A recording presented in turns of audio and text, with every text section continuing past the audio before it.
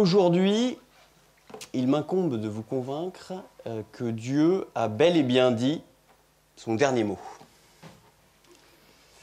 Alors, pour ne pas rentrer dans le débat idéologique, je vais vous proposer d'accepter l'axiome qui est suggéré par l'énoncé. Dieu existe, et par le passé, il s'est adressé à nous.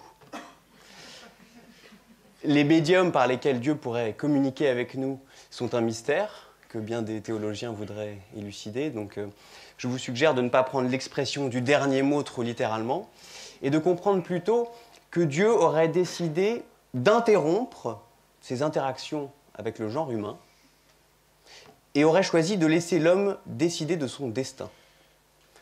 Nous serions donc complètement et infiniment seuls. Est-ce un scénario si difficile à envisager? Je ne crois pas. La première image qui me vient en tête est celle des chaînes d'information en continu. Vous les connaissez toutes? Un flot ininterrompu de guerres, de malheurs, de tragédies, de catastrophes naturelles ou causées par l'homme. Si Dieu était en mesure de prévenir le chaos qui nous entoure, ne serions-nous pas tous heureux dans le meilleur des mondes? Pour aller plus loin, ne serions-nous pas tous chantants, vœux exaucés? Plus de pauvreté, plus de guerre, plus de grève, plus de files d'attente à la poste. Fini les métiers indigestes, fini les dames pipi, les goûteurs de nourriture pour chiens, les nettoyeurs d'enclos de cobras tueurs. Ça existe. Et j'en passe. Bon, l'argument se tient, mais est exagéré, j'en conviens. Si Dieu devait exaucer aujourd'hui les vœux de chacun, on serait dans un beau chaos. Mais vous conviendrez que s'il était cette entité toute puissante et bienveillante, nous serions dans un monde bien différent. Ce soir, j'aimerais, plus encore que vous démontrer la réponse à cette question, vous suggérer qu'elle est une nécessité pour la survie de l'humanité. Qu'il est indispensable pour notre survie à tous que Dieu ait réellement dit son dernier mot. Le terme qui résume le mieux cette idée est celui du libre arbitre. La faculté de chacun de choisir librement et sans contrainte de son destin. Si nous sommes libres, nous sommes responsables de notre bonheur et de celui que nous partageons avec les autres. Nous le répandons par nos actions et nous ne pouvons pas nous suffire d'une simple prière au petit Jésus au moment d'aller se coucher. Si nous sommes libres, nous ne pouvons alors nous en prendre qu'à nous-mêmes et ne pouvons pas nous positionner en victimes. C'est de notre responsabilité que de chercher à faire le bien autour de nous. C'est également à nous de pardonner, de rencontrer ceux qui nous ont fait du mal pour rompre la chaîne de la haine. Si, en revanche, nous pouvions nous en remettre à Dieu afin de régler nos problèmes, de pardonner nos erreurs, de dérouler devant nous son grand projet céleste, ne perdrions-nous pas alors notre capacité à agir, à nous élever, à nous transformer?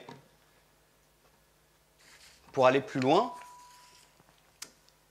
ne pourrions-nous pas alors justifier toutes les atrocités comme faisant partie des voies impénétrables du divin? Comprenez mon propos, je ne souhaite pas définir la voie divine comme une privation de liberté de choix pour les hommes, mais je trouve qu'elle contribue parfois à ériger des prisons dorées autour du cœur des hommes. Je vais vous donner un exemple. Issu d'une famille catholique, pratiquante, allant régulièrement à la messe, ayant étudié dans une école stricte, tenue par des bonnes sœurs, j'ai mon idée de ce qu'est la recherche de la parole de Dieu. J'ai grandi en étant un enfant chétif, mal intégré, rêveur. Je ne connaissais à l'école et parfois à la maison que la violence et la solitude. Je me revois prier à la messe chaque semaine. Je sens encore cette odeur d'encens, la poussière sur les bancs en bois, le froid de la pierre, j'entends les toux des plus vieux et les pleurs des plus jeunes qui entrecoupent le silence et les récitations du prêtre. Je me revois lever les yeux vers la statue du Christ sur sa croix, me demandant comment faire pour lui parler, pour qu'il m'entende, justement. Ne parlent-ils tous pas de la parole du Seigneur? Pourquoi reste-t-elle muette à mes besoins d'enfant, pourtant si normaux, si simples? C'est alors que je compris. Dieu n'était pas l'être suprême qui allait exaucer mes vœux. Dieu, c'était une façon de voir le monde. Un ensemble de valeurs que chacun pouvait choisir d'appliquer ou non. Et Dieu, c'était avant tout et surtout nous-mêmes. Je me retrouve bien dans cette version toute spinozienne du divin. Si nous sommes seuls maîtres de notre destin, alors nous devons prendre nos responsabilités. Nous devons appliquer les belles valeurs de la religion. Le pardon envers nous-mêmes et envers les autres. La générosité, la paix, la gentillesse. Trouver notre passion, notre mission de vie. Car on ne peut rendre aux autres que lorsque l'on a su enrichir son propre cœur et son âme.